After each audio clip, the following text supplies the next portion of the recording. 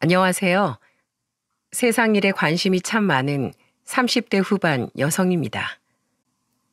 낯선 남녀가 만나 결혼을 하고 자식을 낳아 가정을 이루어가는 과정이란 참 경이로운 것 같습니다. 자식은 또 자식을 낳고 그렇게 한 세대가 바뀌어가며 세월이 흘러가죠. 하지만 반대로 이루어짐이 있으면 사그라듦 또한 존재합니다. 저는 완전한 한 가정이 차츰 소멸해가는 모습을 옆에서 지켜보았어요. 바로 저희 시댁에 관련된 이야기죠. 전 지금부터 그 안타깝고 슬펐던 과정을 이야기해보고자 합니다. 동갑내기였던 저와 남편은 2년간의 연애 끝에 웨딩마치를 올렸어요. 요즘 젊은 분들이 많이 결혼하는 나이보다 조금 이른 28살의 말이죠. 나랑 결혼하자 석중아. 이 누나가 행복하게 해줄게. 남편은 공무원이었고 그런 남편에게 먼저 청혼을 한 사람은 다름 아닌 저였습니다. 제가 만나본 사람 중 가장 바르고 성실하고 모범적인 그야말로 제게 이상적인 남자였던 남편을 놓치고 싶지 않았거든요. 그리고 남편을 그렇게 좋은 사람으로 키워주신 두 시부모님 또한 굉장히 좋은 분들이었어요. 남편과 2살 차이 나는 손아래 시누이도 참 상냥하고 따뜻한 사람이었고요. 그중 특히 저희 시어머니는 세상에 이런 좋으신 분이 또 있나 싶을 정도로 자상한 분이셨죠. 결혼한 지 1년 뒤 당시 임신 초기였던 전 막 일을 마치고 회사 건물 밖으로 나오고 있었습니다. 밖엔 1시간 전부터 갑작스럽게 내리기 시작한 폭우가 한창이었어요. 사무실에 남은 우산이 없었고 편의점도 1분 정도는 걸어가야 했던지라 택시를 불러야 하나 아니면 이 비를 맞고 편의점까지 뛰어가야 하나 한참 고민 중이었죠. 그런데 갑자기 누군가가 건물 옆에서 절 부르더라고요. 예, 정희야. 어머님? 깜짝 놀랐습니다. 그 사람은 바로 우산을 쓰고 한 손엔 다른 우산을 들고 있던 저희 시어머니였거든요. 시어머니는 급하게 달려오신 것처럼 가쁜 숨을 몰아쉬고 계셨죠. 여기까지 어쩐 일이세요, 어머님? 날씨도 이렇게 굿은데. 아이고, 숨차다 숨차. 정희 너 우산 없지? 집에 있는데 갑자기 비가 막 쏟아지더라고. 그래서 너한테 연락해볼까 하다가 너 바쁠까 봐 석중이한테 전화하니까 걔도 오늘 퇴근을 늦게 해서 널 데리러 못 갈 것 같아. 안 그래도 걱정 중이었다고 하더라고. 너 오늘 차도 두고 출근했다면서? 그래서 혹시 너 비 맞을까 봐 걱정돼서 얼른 내 버스 타고 뛰어왔지. 정희 너 감기도 걸렸다며?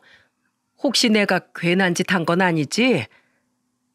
그 와중에도 시어머니는 혹시 며느리인 제가 불편해하진 않을까 걱정하며 제 눈치를 살피시더군요. 정작 전 시어머니께 너무 감동을 받아 눈가가 뜨거워졌는데요. 아니에요, 어머님. 제가 죄송해서 그러죠. 어머님은 몸도 약하시면서 고생스럽게 뭐하러 그러셨어요. 감기 걸리고 임신까지 한 우리 며느리 걱정돼서 내가 집에 있을 수가 있어야지. 집에서 노는 나야 고생스러울 게 뭐 있어. 자, 이거 바꿔라. 내가 제일 큰 우산으로 가져왔어. 그거 쓰고 얼른 집에 가거라. 감사해요, 어머님. 어머님, 그러지 말고 저랑 같이 집에 가요. 제가 맛있는 저녁 해드릴게요. 그리고 저녁엔 남편한테 데려다 드리라고 할게요. 네? 아이고, 내가 널 그렇게 번거롭게 하려고 여기까지 온 게 아닌데. 어머님한테 저녁 차려드리는 게 뭐가 번거로워요. 얼른요, 어머님. 우린 우산 하나로 쓰고 가요. 제가 들게요. 여기 제 팔짱 끼시고요. 아무리 며느리를 딸같이 아낀다지만 사실 저희 엄마도 다 큰딸인 절 위해 그렇게까지 하시진 않았거든요. 이후에도 몇 년의 세월을 더 겪어보니 저희 시어머니는 정말 온 진심을 다해 저뿐만 아니라 가족들을 위하고 아끼는 분이셨습니다. 시아버지와 남편 그리고 시누이까지 정말 모든 식구들이 시어머니를 좋아하고 존경하며 따랐죠. 그런데 마냥 화목하기만 할 줄 알았던 시댁에도 나름의 갈등과 문제가 있더군요. 그건 바로 시누이가 유독 시아버지에게만 냉담하게 굴었다는 겁니다. 시누이는 저와 남편 그리고 시어머니와는 생글생글 웃으면서 대화를 나누었지만 함께 자리에 있던 시아버지는 투명인간 취급을 하듯 시아버지에게 말도 걸지 않았고 아예 시아버지 쪽을 쳐다보지도 않았어요. 시아버지는 시누이에게 말을 걸고 싶으신 듯 보였지만 시누이의 매몰찬 태도에 항상 멋쩍은 표정을 지으며 고개를 숙이셨죠. 그래서 저는 결혼 초기의 어느 날 남편에게 넌지시 집안 사정에 대해 물어보았습니다. 그리고 남편에게 이야기를 들어보니 시누이에겐 그럴 만한 나름의 사정이 있더라고요. 우리 아버지가 우리 어렸을 때 사업을 좀 크게 하셨어. 그런데 사업이 잘 되다 보니까 그만 욕심을 내신 거야. 지금은 전부 돌아가신 할머니, 할아버지랑 외할머니, 외할아버지까지 그런 아버지를 모두 만류하셨는데 아버진 기어코 고집을 부리셨지. 그런데 문제는 그 사업을 키우려던 자금이었어. 우리 집 돈으로는 사업을 키우기에 부족했는지 아버진 기어코 우리 친가랑 외갓집에까지 돈을 빌리셨거든. 그것도 꽤나 큰 돈을 말이야. 외갓집 식구들을 설득하는 데는 물론 우리 엄마 공도 컸고 우리 엄마 아버지가 하시는 일은 웬만하면 믿고 지지해 주셨거든. 그런데 설마 그 사업이 잘못되기라도 한 거야? 그렇지. 그러니까 지금은 사업 접고 경기도 공장에서 경비원 일 하시고 있는 거야. 그때 우리 집이 얼마나 쑥대밭이 됐었나 몰라. 외갓집에선 우리 아버지한테 뿐만이 아니라 엄마한테까지 소리 지르고 욕하고 난리도 아니었어. 그러게 내가 그 사업 위험하다지 않았냐. 끝까지 자기들이 안 빌려준다는 걸 그렇게 자신만만하게 설득해서 돈을 가져가더니 우리 집안을 기어코 아작을 내놨냐.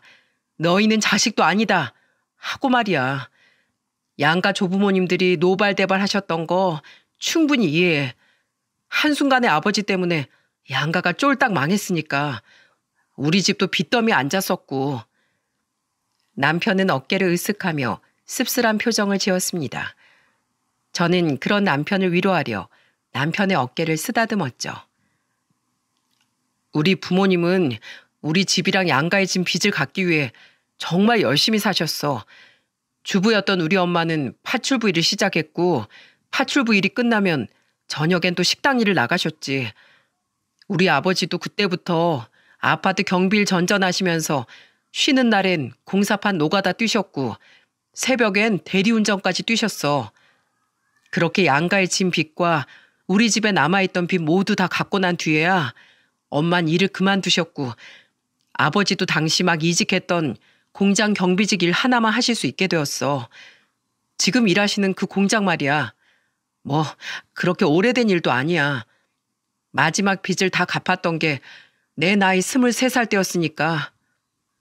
그런데 그거랑 아가씨가 아버님을 안 좋아하는 거랑 무슨 관계가 있는 거야?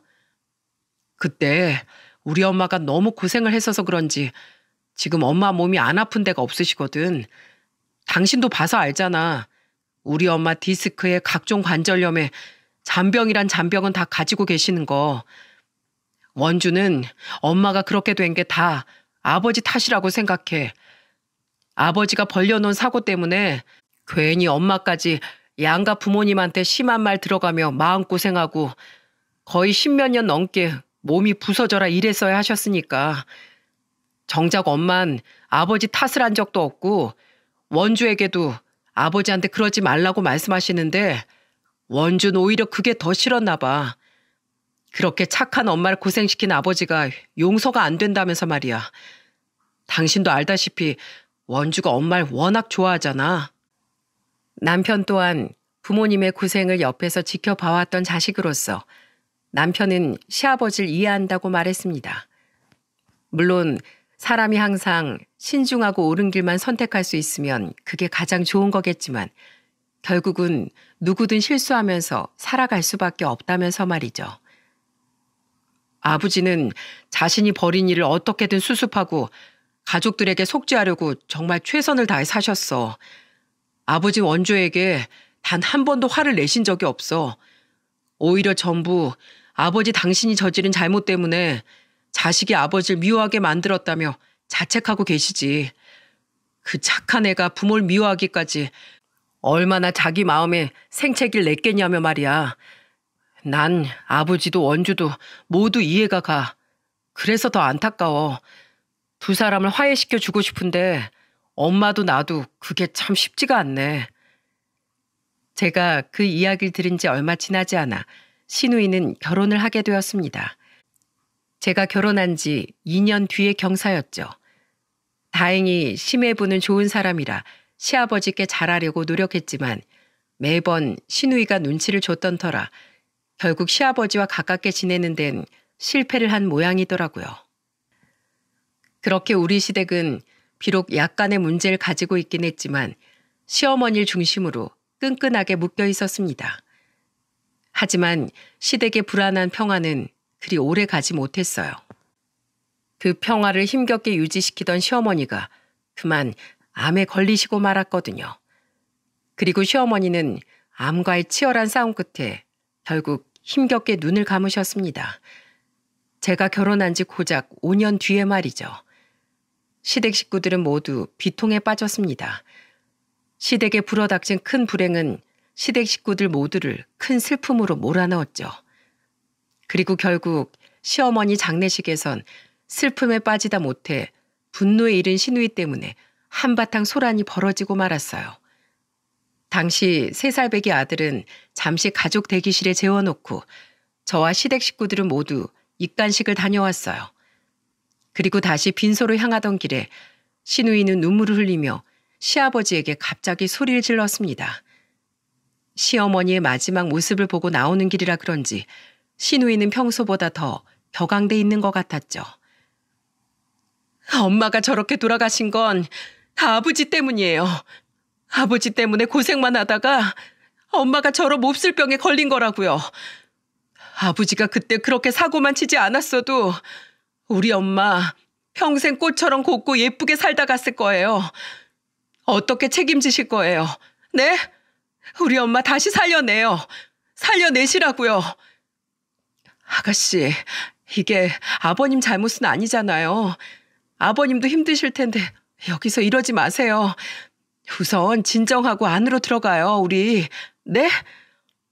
이제 새언니까지 아버지 편드는 거예요? 오빠 따라서요? 새언니, 저 사람은 그럴 가치가 없는 사람이에요. 자기 아내 고생만 시키다 결국 암에 걸려 세상을 떠나게 만든 모렴치한 나쁜 인간이라고요. 신우이는 거의 악을 쓰며 울부짖더군요. 시아버지는 그런 신우이 앞에서 고개를 푹 숙이고 흐느끼기만 하셨죠. 그런데 그때였어요. 그만 못해? 대체 아버지께 뭐 하는 짓이야? 바로 남편이 난생 처음 신우이의 뺨을 때리고 만 겁니다. 남편 또한 울어서 벌개진 눈을 하고 있었으면서도 신우이를 향해 화난 표정을 감추지 못했어요. 이게 오냐오냐 하니까 어디서 아버지한테 행패를 부려? 너만 힘들어? 너만 엄마 잃었어? 지금 제일 힘든 사람이 바로 아버지야. 그런 아버지한테 위로는 못 해드릴 망정. 너 정말 왜 그래? 너 언제까지 이럴 거야? 왜 이렇게 갈수록 못나게 굴어? 남편의 호된 꾸짖음에도 신우이는 기운이 꺾이긴커녕 오히려 더 바락바락 소리를 지르더군요. 신우이의 시아버지에 대한 원망은 가족들의 예상보다 더욱 깊었던 겁니다. 그리고 그 깊었던 원망은 시어머니의 죽음이 방아쇠가 되어 결국 터져버리고 말았던 거죠. 봐봐, 온 가족들이 다 아버지 편이니까 엄마가 그렇게 외롭게 돌아가셨지. 우리 엄마만 불쌍해졌다고. 정말 싫어. 정작 죄를 지은 건 자기면서 매번 불쌍한 척하는 아버지도 아버지 편 만드는 오빠도 이젠 새언니까지도 다 싫어. 여보, 하지마. 진정해, 어? 이 갑작스런 상황에 심해부 또한 가운데서 이러지도 저러지도 못하고 신우에게 그만하라는 말만 반복하며 곤란해하고 있었습니다. 모두가 신우이를 말리는 상황이었지만 신우이의 화는 사그라들 줄을 몰랐고 남편 또한 그런 신우이에게 진심으로 화가 난 듯 지지 않고 맞섰죠. 그리고 시아버지는 신우이를 나무라지 않고 오히려 본인 탓을 하시더군요. 놔둬라, 놔둬. 원주가 저럴 만도 해. 내가 다 잘못했다. 그래, 나 때문에 너희들 엄마가 이렇게 일찍 떠나버린 거야. 내가 정말 미안하다. 미안해. 정말 난장판도 그런 난장판이 없었습니다. 그날만 생각하면 아직도 머리가 아찔해요. 그래도 어떻게든 저와 시매부가 남편과 시누이를 어르고 달래 우리는 시어머니의 장례를 무사히 마칠 수 있었어요. 하지만 시누이는 결국 또 다른 충격을 우리에게 안겨주었죠. 새언니, 전 엄마 없는 이곳에 더 이상 아무 미련 없어요. 아버지도 오빠도 더는 보고 싶지 않고요.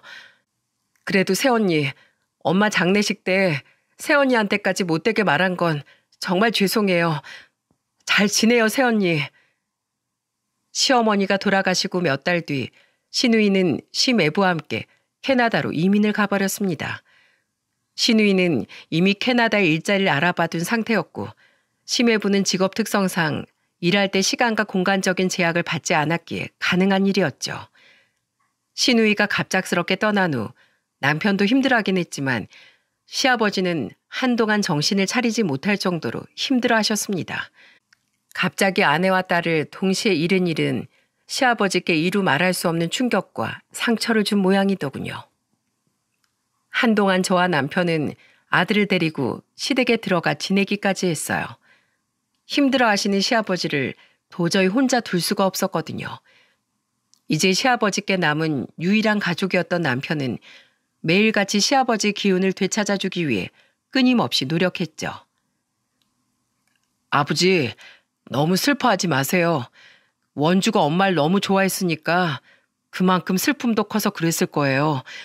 오히려 지금은 이렇게 떨어져 있는 게 서로에게 더 좋을지도 몰라요.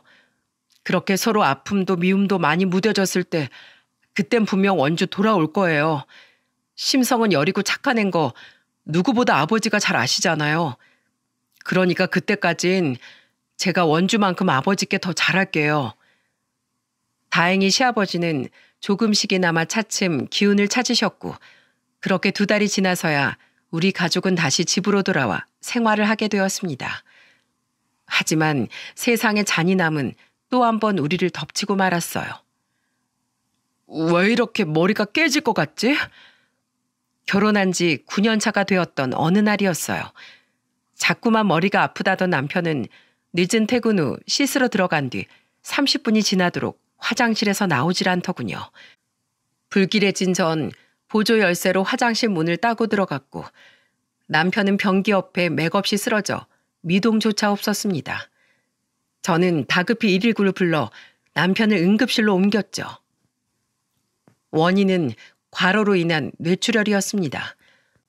원래도 일벌레였던 남편은 당시 너무도 잦은 야근에 시달리고 있었거든요.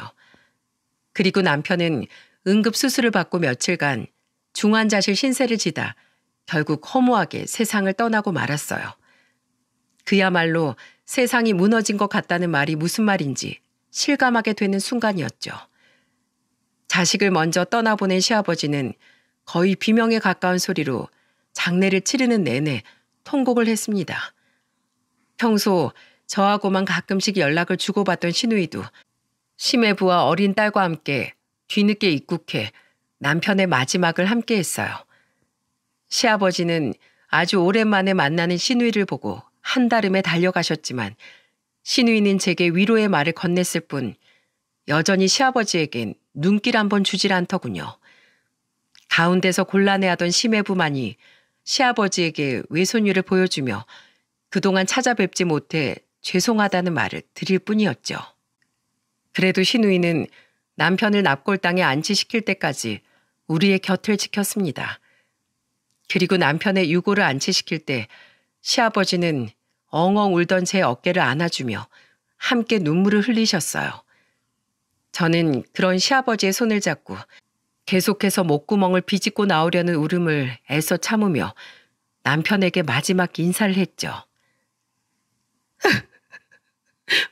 여보, 나랑 우리 주민이 걱정은 하지 마. 우리 주민이는 내가 잘 키울게. 당신처럼 훌륭하고 바른 사람으로 자랄 수 있도록 말이야. 그러니까 여보, 하늘에선 더 이상 일도 가족 걱정도 하지 말고 편히 쉬어. 난 나중에, 아주 나중에 손자까지 다 보고 난 뒤에 천천히 당신 옆으로 갈게. 여보, 사랑해. 그리고 저는 제 옆에 꼭 붙어있던 아들을 품에 안았습니다. 당시 7살이었던 아들은 엄마인 제가 울자 따라서 엉엉 울더라고요. 신우이는 남편의 발인이 끝나자마자 제게만 간단히 인사를 남긴 채 곧바로 캐나다로 돌아가 버렸습니다. 시아버지는 그런 신우이에게 차마 말 한 번 붙여보지 못하시곤 외손녀의 손을 잡으며 심해부에게 신우이를 잘 부탁한다는 말씀만 하셨죠. 이후 저는 회사에 휴직계를 내고 한동안 마음을 다잡으려고 노력했습니다. 아들을 데리고 전국으로 여행을 다니기도 했고 몸을 힘들게 해 남편에 대한 그리움을 잊으려 등산을 다니기도 했어요. 어멈 너도 힘들 텐데 뭐하러 나까지 챙기니? 난 괜찮다. 어디 아픈 데는 없고 살이 많이 빠진 것 같구나. 밥은 잘 챙겨 먹고 다니는 거니? 전 괜찮아요. 오히려 아버님이 걱정이죠. 나도 괜찮다. 네 시어머니를 가슴에 묻은 것처럼 석중이 또한 지 애미 곁에 묻으면 된다. 꽃이 피기도 하고 지기도 하는 게 인생인 거겠지. 비록 이제 남편이 없어 시아버지를 자주 찾아뵙지 못했지만 그래도 전 가끔씩 아들을 데리고 시아버지를 찾아뵀어요. 남편을 잃은 저만큼 자식을 잃은 시아버지가 걱정되어서 말이죠. 그리고 남편을 떠나보낸 후 돌아온 설날, 이젠 시댁이 아닌 친정에서 명절을 보내게 된 전 혼자 계실 시아버지께 마음이 쓰여 전화를 드렸습니다. 아버님, 댁이세요? 아니다. 괜히 이런 날 집에 있어 봐야 옛날 생각이 나서 서글프기만 하지. 화성 공장에 일하러 나왔다. 지금 한창 공장이 바쁠 때라 직원들 몇몇하고 대표님까지 나와서 일을 하고 있어. 이런 날 나와서 일하면 특근비도 받고 집에 혼자 있지 않아도 되니 겸사겸사 나왔지. 그런데 아버님, 목소리가 너무 안 좋으신데요? 어디 편찮으세요? 그냥 아침부터 몸에 영 힘이 없는 게 몸살이 오는 것 같구나. 너무 걱정하지 마라. 약 먹으면 금세 나을 게다. 그건 그렇고 며느리 넌 떡국은 먹었니? 주민이도 사돈 어른들은 잘 계시고. 깜짝 놀랐습니다. 이런 명절날까지 나가서 일을 하고 계시다뇨. 게다가 시아버지의 목소리가 영 힘이 없으신 게 어디 편찮으신 건 아닌가 걱정이 되더라고요. 네, 아침에 오빠들이랑 새언니들이랑 다 같이 먹었어요. 저희 부모님도 잘 계시고요. 아버님은요? 식사는 좀 하셨어요? 명절 음식 같은 건 아무것도 못 드셨죠? 이제 혼자인 늙은이가 명절이 다 무슨 소용이겠니? 그냥 출근하기 전에 대충 먹었다. 그럼 아버님, 제가 음식 좀 싸서 아버님 계신 공장으로 갈게요. 아무래도 아버님이 걱정돼서 제가 직접 뵙는 게 좋을 것 같아요. 저는 통화를 마치고 엄마에게 부탁을 드려 갖가지 나물과 전을 보온통엔 탕국을 쌌습니다. 가서 네 시아버지 잘 보살펴드리고 집에도 모셔다 드리고 와. 말씀은 안 하셔도 많이 쓸쓸하고 외로우실 거다. 저는 그것들을 들고 아들과 함께 시아버지가 일하시는 공장으로 향했어요. 아들은 오랜만에 할아버지를 본다는 생각에 신이 나 있었죠. 할아버지 오랜만에 뵈러 가니까 좋지, 주민아? 거기 가서 할아버지 보자마자 꽉 안아드려. 그럼 할아버지가 엄청 좋아하실 거야. 하지만 공장 정문 앞에 주차를 하던 전 눈앞에 펼쳐진 광경에 차마 말을 잇지 못했습니다. 주차장에서 조금 떨어져 있는 공장 입구 옆엔 시아버지께서 계신 경비실이 보였는데 그 앞에서 소란이 일어나고 있었거든요. 이봐 김씨, 일 똑바로 안 해? 소란의 주인공은 다름 아닌 작업복을 입은 등치 큰 남자 직원과 저희 시아버지였습니다. 그런데 저희 시아버지는 마치 죄진 사람처럼 두 손을 모으고 그 사람에게 연신 사과를 하고 계시더군요. 창문을 살짝 열고 대화 소리를 들어보니 이루 말할 수 없이 화가 나더라고요. 그리고 저는 직업 정신이 발동해 그 모습을 전부 동영상으로 촬영하기 시작했어요. 김씨, 내가 인사 똑바로 하라고 했지? 어딜 직원이 지나가는데 엎드려서 잠을 쳐자고 있어? 어디서 농땡이를 치고 있냐고? 이거 나이도 먹을 대로 먹은 양반이 돈을 꽁으로 벌려고 하네. 김씨, 이렇게 대충 일할 거면 그냥 때려치워. 내가 대표님한테 얘기해서 당신 확 잘라버리라니까. 제가 오늘 몸이 좀 안 좋아서 약을 좀 먹었더니 너무 졸려서 그만 깜빡 졸아버렸네요. 죄송합니다. 김씨, 내가 저번에도 얘기했지? 경비면 경비답게 직원들한테 인사 꼬박꼬박 똑바로 하라고. 그런데 오늘은 잠을 자? 아주 배가 불렀지? 왜? 명절이라서 일하기 싫어? 그렇게 당신이 꽤나 부리면서 대충대충 사니까 고생만 하던 아내는 암으로 죽고 자식 하나는 과로로 되져버리고 하나는 멀쩡히 살아있는 자기 아버지 꼴도 보기 싫다고 외국으로 튀어버렸지. 어차피 당신 이제 찾아올 자식도 없는데 앞으로 여기서 잘리면 볼만 하겠어? 찾아오는 사람 하나도 없이 독거노인으로 외롭게 살다가 죽겠네. 그러니까 당신 그런 걸 당하고 싶지 않으면 일 똑바로 해. 알겠어? 확 잘라버리기 전에. 시아버지께서 그 공장에 워낙에 오래 다니셨다 보니 시댁의 가정사를 공장 사람들도 속속들이 알고 있는 모양이더군요. 그놈은 이젠 저희 시아버지의 경비원 모자를 손으로 벗기더니 그 모자로 시아버지의 머리를 툭툭 밀치기까지 했어요. 시아버지는 여전히 죄송하다는 말만 반복하고 계셨고요. 그놈의 충격적인 말과 행동을 보니 저도 더 이상은 차에 가만히 있을 수가 없겠더군요. 주민아, 너 여기 꼼짝 말고 있어? 엄마가 할아버지 좀 돕고 올게. 그리고 아들에게 신신당부를 한 저는 차에서 내려 그놈에게 돌진을 했습니다. 여전히 휴대폰 카메라는 몰래 그놈을 향해 겨눈 채 말이죠. 저기요, 지금 뭐 하시는 거예요? 당신은 또 뭐야? 그놈은 갑자기 등장한 저를 위아래로 훑어보며 물었습니다. 저는 잔뜩 화가 나 씩씩대며 그놈에게 제가 시아버지의 딸이라고 말했어요. 그러자 그놈은 그제야 당황한 듯한 표정을 짓더군요. 저요? 이분 딸입니다. 딸이요? 아니, 잘못은 김씨, 이 아저씨가 먼저 했어요. 경비가 돼서 직원이 들어오면 인사를 똑바로 해야지. 인사는커녕 엎드려 자고 있었으니까 내가 그런 거 아닙니까? 저희 아버지가 몸이 너무 안 좋았다고 방금 사과하셨잖아요. 사람이 아플 수도 있지. 그거 하나 가지고 이렇게 막말하고 사람 머리 툭툭 쳐가면서 모욕을 주는 게 요즘 세상에 말이나 됩니까? 게다가 따지고 보면 경비원이 여기 공장 경비하는 사람이지 인사해주는 사람이에요? 그렇게 인사받고 싶으면 인사하는 고깃집 풍선 인형 앞이나 어슬렁거려요. 아니, 내가 뭐 괜히 그래요? 저 양반 평소에도 행실이 영 별로였으니까 이러지. 계속해서 소란이 일자 공장 안에 있던 직원들이 호기심 어린 표정으로 우리 주위에 하나둘 모여들기 시작했습니다. 저는 그들 중 여자 한 사람을 콕 집어 물었어요. 그 사람은 당황한 표정으로 제 말에 순순히 대답을 했죠. 저기요, 이 사람 직급이 어떻게 돼요? 네? 과장인데요. 과장? 기가 찬다. 회사 대표도 아니고 과장인 주제에 어디서 사람을 자르네 마네. 그리고 저기요, 제가 하나만 더 여쭤볼게요. 솔직히 말씀해 주세요.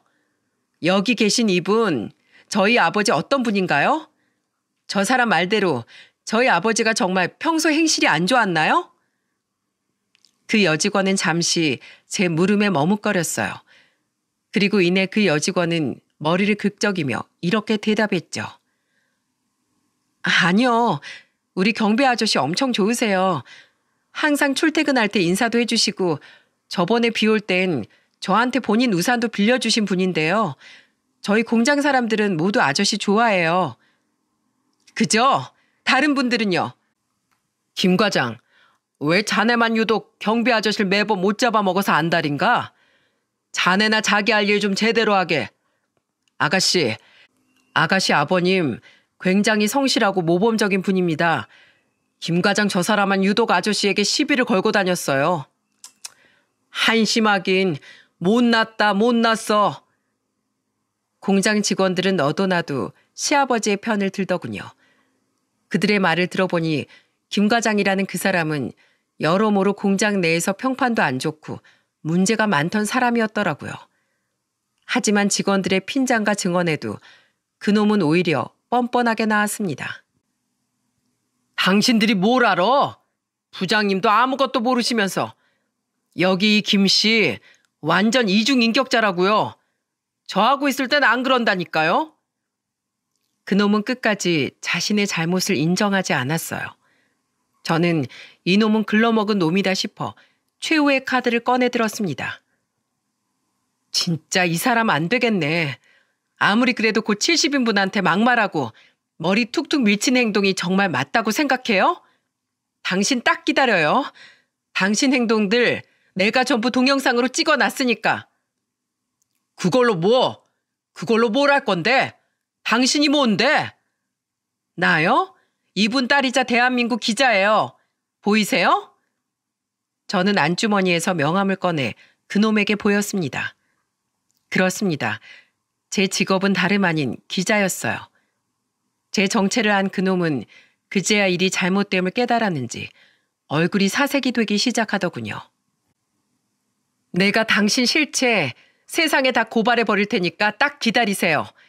이 공장에서 이 공장 직원인 당신이 경비원인 우리 아버지께 한 갑질들 내가 아주 낱낱이 까발려 버릴 거야. 전부 공론화 시킬 거라고. 우리 아버지가 자식이 없긴 왜 없어요? 며느리도 자식이니까 내가 바로 자식이지. 어딜 감히 우리 아버지한테 함부로 짓거려요? 당신 오늘 우리 아버지한테 한 행동 내가 꼭 후회하게 만들어줄 거야.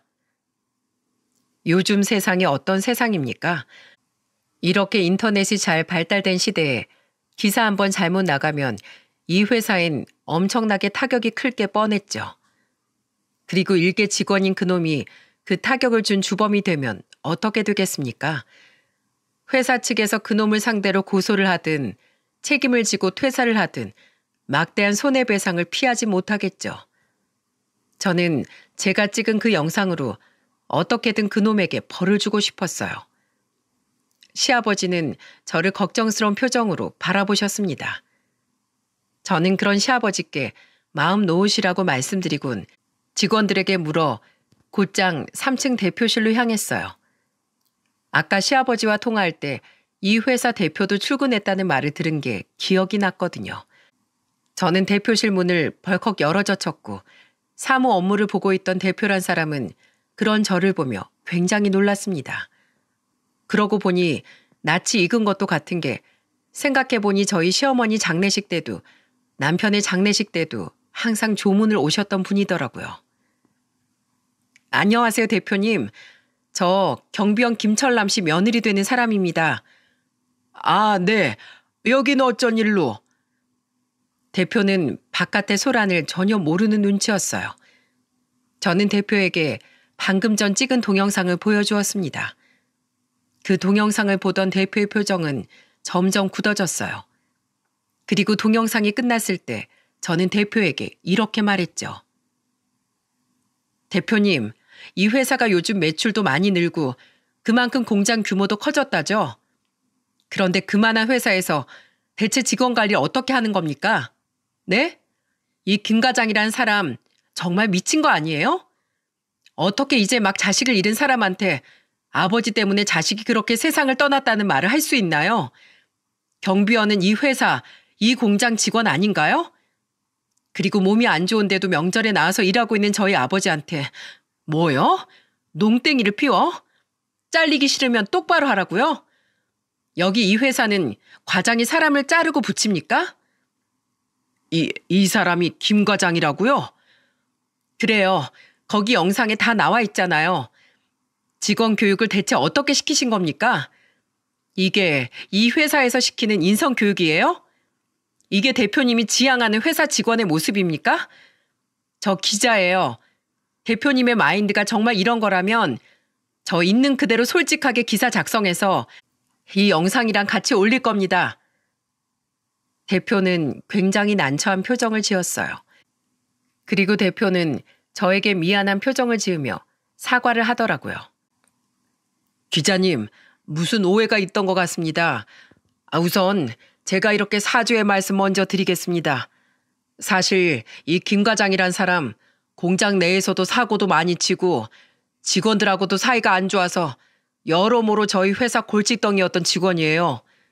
이 공장에서 10년이나 일해서 차마 함부로 자르지도 못했고요. 그런데 이 사람이 이 정도로 아나무인인 사람인 줄은 미처 몰랐네요. 이 직원은 당장 자르도록 조치하겠습니다. 명함 주시면 일이 마무리된 후에 제가 직접 연락드릴게요. 마음 상하게 해드려서 정말 죄송합니다. 그 대표는 정말로 제게 머리 숙여 사과를 했어요. 그리고 이어진 대표 행동에 저는 무척 놀라고 말았습니다. 왜 시아버지가 이 공장에서 그토록 오래 일을 하셨었는지 알 수 있던 면모였어요. 대표는 제게 정중하게 따라와 달라고 부탁하더니 계단을 내려가 다시 바깥 경비실 앞에 시아버지에게로 향하더군요. 아이고, 대표님, 왜 이러십니까? 그리고 대표는 저희 시아버지에게 허리를 90도 가까이 숙여 사과를 했습니다. 시아버지는 굉장히 당황한 표정으로 그런 대표를 말렸지만 그 대표는 한동안 허리를 고추 세울 생각을 하지 않았죠. 정말 죄송합니다, 아저씨. 그동안 김 과장 저 사람이 아저씨한테 이랬던 적이 한두 번이 아니었다면서요. 왜 저한테 한 번도 말씀을 안 하셨어요? 아유, 제가 그런 말씀 드리면 가뜩이나 눈코 뜰 새 없이 바쁜 대표님만 곤란하실 거 아닙니까? 대표님이 저한테 그동안 얼마나 잘해주셨는데요. 직접 절 채용해 주시고 명절이나 분기별로 보너스에 저희 애들 결혼 때도 축의금 챙겨주시고 조사엔 한 번도 빠짐없이 직접 와주셨잖아요. 그런 대표님 공장에 괜한 분란 일으키기 싫었습니다. 시아버지는 대표란 분을 무척이나 좋아하셨던 모양이더군요. 시아버지의 말씀을 들어보니 과연 그럴만 하더라고요. 그리고 그런 사려 깊은 시아버지의 말에 대표는 복잡한 표정을 짓더니 이내 시아버지를 보며 이렇게 말했습니다. 제가 우리 회사를 진정으로 위해주는 직원이 누군지 여태껏 제대로 알지 못했군요. 김 과장은 어차피 문제가 많던 직원이었으니까 제가 오늘부로 바로 자르도록 하겠습니다. 죄송합니다, 아저씨. 제가 다시 한번 허리 숙여서 이렇게 사과드릴게요. 그런 게 어딨어요, 대표님? 제가 대표실로 간 후 겁에 질려 계속 바깥에서 제가 나오길 기다렸던 김 과장은 대표의 말에 기겁을 하며 대표를 불렀습니다. 하지만 대표는 그놈을 싸늘하게 노려볼 뿐 그놈에겐 아무런 말도 하지 않았죠. 대표님, 제가 이 회사에 10년이나 몸을 담았는데 어떻게 그런 절 이렇게 자르실 수 있습니까? 저기 기자님, 제가 잘못했습니다. 기자님 아버님께 제가 너무 무례했어요. 제발 저희 대표님 좀 설득시켜 주세요. 김 씨, 아니, 아저씨, 아니 선생님, 제가 너무 융통성이 없었던 것 같습니다. 그 모자로 제 머리를 아예 그냥 냅다 후려치세요. 저 같은 놈은 맞아도 쌉니다. 그러니까 제발 따님하고 대표님한테 뭐라고 말씀 좀 해주세요. 네? 그놈은 대표가 자신의 말을 들어주지 않자 이젠 저와 시아버지에게까지 악어의 눈물을 보이며 애원을 하더군요. 하지만 아버지와 대표는 그놈을 무시했고 직원들은 그놈을 보며 수군댈 뿐 아무도 그놈 편을 들어주려 나서는 이가 없었어요. 그리고 저는 그놈에게 딱 한마디를 남겼죠. 이 인생은 실전이야, 이 자식아. 이후 대표는 저에게 얼른 시아버지를 모시고 병원부터 가라고 말했습니다. 시아버지의 옷은 한겨울인데도 불구하고 땀으로 흥건했거든요. 저는 대표에게 인사를 한 후 시아버지를 모시고 곧장 병원으로 향했습니다. 응급실에 도착해서 보니 시아버지의 열은 거의 39도에 가까울 정도로 높아져 있었죠. 엄마, 할아버지 괜찮으실까? 혹시 할아버지도 큰 병에 걸리신 건 아니겠지? 아들은 먼저 세상을 떠난 시어머니와 남편을 떠올렸는지 겁먹은 목소리로 묻더라고요. 저는 그런 아들을 꼭 안아주며 안심을 시켰죠. 아니야, 그냥 단순한 감기 몸살이시래. 그러니까 주민아, 할아버지 빨리 나으시게 할아버지 손 꼭 잡아드리면서 할아버지 빨리 나으세요 라고 말씀드려. 약을 처방받고 나온 저는 시아버지를 시댁까지 모셔다 드렸어요. 뭐가 그렇게 미안한 건지 시아버지는 연신 제게 미안하다는 말을 하시더군요. 저는 그런 시아버지를 방에 눕혀드리며 시아버지의 손을 잡고 말했어요. 앞으로 아프시면 절 부르세요, 아버님. 저도 아버님 자식이잖아요. 한 이틀 푹 쉬면 괜찮아질 거라고 병원에서 말했으니까 아무것도 하지 말고 누워서 푹 쉬세요. 대표님도 모레까지 쉬라고 말씀하셨으니까요. 아셨죠? 제가 죽 끓여놓고 갈 테니까 죽 드시고 제가 싸운 도시락은 내일 저랑 같이 먹어요. 내일 저 또 올게요. 저는 시아버지가 잠드는 모습까지 본 후에야 아들을 데리고 시댁에서 나왔습니다. 시댁을 나올 때 거실 탁자에 저희 부부의 결혼식 앨범이 펼쳐져 있는 걸 봤어요. 혼자 남은 이 집에서 행복했던 지난 날을 홀로 추억하며 앨범을 보고 계셨을 시아버지를 생각하니 마음이 아파 눈물이 나오려던 걸 겨우 참았죠. 친정에 가자마자 부모님은 시아버지의 안부를 물으며 걱정을 하셨습니다. 저는 두 분께 그날 있었던 자초지종을 전부 설명드리며 제가 결심한 한 가지를 말씀드렸어요. 엄마, 아빠, 저 앞으로 명절 당일엔 주민이 데리고 시댁으로 갈게요. 어차피 여긴 명절 전날부터 오빠들이랑 새언니들이 다 와 있잖아요. 시아버지한텐 이젠 저랑 주민이밖에 없고요. 부모님은 제 말에 잘 생각했다며 절 칭찬해 주셨습니다. 딸 자식 한 번 자신들이 바르게 잘 키웠다며 말이죠. 그래서 전 이번 추석에도 명절 음식을 만들어 시댁에 가려고 합니다. 시아버지껜 추석엔 일을 나가지 마시라며 신신당부를 해두었죠. 안 간다, 안 가. 우리 며느리랑 손잡아야지. 알겠어요, 아버님. 요새 일은 어떠세요? 또 누가 못 살게 구는 사람 없으세요? 있으면 말씀만 하세요. 제가 아주 요절을 내버릴 테니까. 아이구야, 됐다. 내 며느리 무섭다는 소문이 옆 공장에까지 났어. 물론 그놈 행실이 원래부터 문제였긴 했지만 어쨌든 네 덕분에 그놈 그렇게 잘리고 나서 일하기가 한층 수월해졌다. 대표님은 아직도 가끔 네 안부를 물으셔. 든든한 며느리 둬서 나는 참 좋겠다며 말이야. 다행히 시아버지께서는 요즘 이전보다 훨씬 직장 생활이 즐거우신 것 같아요. 그리고 날이 갈수록 조금씩 밝은 모습을 되찾던 시아버지께 드릴 반가운 소식이 하나 더 있습니다. 그게 뭐냐면 말이죠. 아가씨, 이번 추석에 꼭 오시는 거죠? 그렇다니까요, 새언니. 비행기표도 우리 3명 거 다 예약해놨어요. 아버님께는 비밀 유지하고 있어요. 아가씨 오면 깜짝 놀래켜 드리려고요. 아가씨 고마워요. 고맙긴요. 저와 아버지 일인데 자기 일처럼 나서준 새언니한테 제가 몇 배는 더 감사드릴 일이죠. 바로 캐나다에 있는 시누이가 가족들과 이번 추석에 시댁에 오기로 한 겁니다. 비록 이미 그곳에 터를 잡아버린 터라 쭉 한국에 들어와 살 수는 없지만 저는 이것만으로도 두 사람이 화해의 시작점에 도달했다고 생각해요.